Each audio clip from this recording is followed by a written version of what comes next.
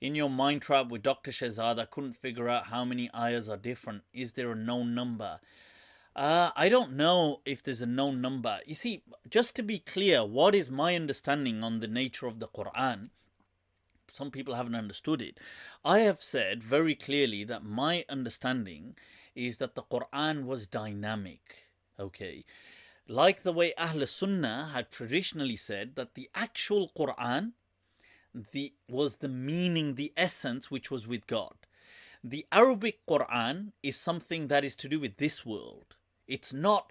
So they say that what Allah revealed, it manifested in, and then the Ahl Sunnah disagree. Some say it manifested within the Prophet's mind, and he expressed it in Arabic. Some say it manifested in the mind of Jibreel, this kind of the spirit that then manifests it to the Prophet, so the Prophet hears it, or both. But the asal, which was with Allah, which is the word of God, is a meaning. It's not actually in language encapsulated, because language is finite and Allah, God, is infinite. So you couldn't encapsulate something infinite within something finite. So the Arabic Quran comes to us, it appears to the Prophet and he expresses it. Now, in that sense, there was a dynamism to it. And they did allow, as Imam Malik, Imam Shafi'i said, that they did allow there was a permissibility for the companions to substitute certain words with other similar words. Now, where they may disagree is, was this substitution something inherently part of the Quran, or was it just a rukhsa, a dispensation given to them to make life easy for them? I would argue it was inherently a qualitative nature of the Quran.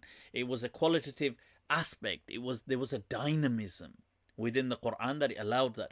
None of these changes that they speak of, these different words that are used, change the meaning of the Quran. They may change nuances, but they don't change the absolute meaning. And I was giving an example.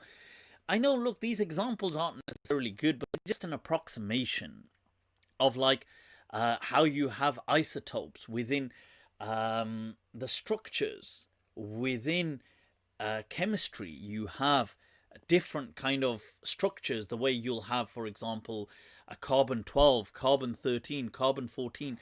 These are all still carbon, but it's just that the way the structures work, some will end up always being more stable.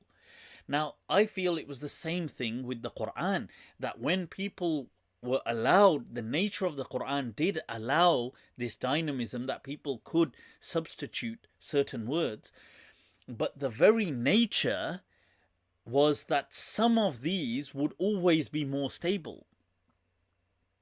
Okay, the way you have those isotopes, now you would, like carbon 12, carbon 13, you have uranium, whether it'll be 235 or something else, some will always be more stable, and some of these readings would have always just dominated because the nature that they had was much more stable. Now, some people have argued that's a mathematical nature that we may not perceptibly see, but it is maybe subconsciously we recognize these kind of patterns.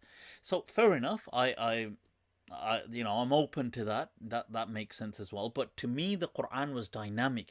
This is not something that's, oh my God, Muslims have suffered here. They haven't. This is always the nature of the Quran. And we've just had a misunderstanding in the last 100-200 years that's been massively pushed. But that's all, yeah. So I hope that clarifies that.